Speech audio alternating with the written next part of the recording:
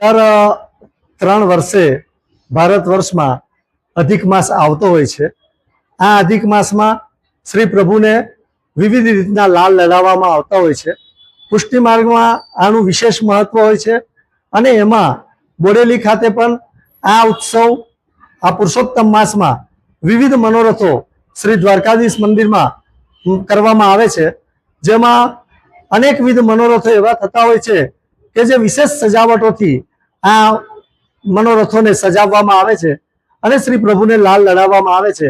જેમ કે બસંતી મહલ, ફૂલના વિવિધ મનોરથો, નાવના મનોરથો, કેરીનો મનોરથ, તેમજ નંદ મહોત્સવ, લગ્ન મનોરથ, આવા વિવિધ મનોરથો દ્વારા શ્રી પ્રભુને લાલ લડાવી આ માસમાં આખો માસ દરમિયાન ખૂબ જ વિવિધ મનોરથથી આ ઉત્સવ ઉજવવામાં આવે છે અને વૈષ્ણવો દર્શન કરીને ધન્યતા અનુભવે છે।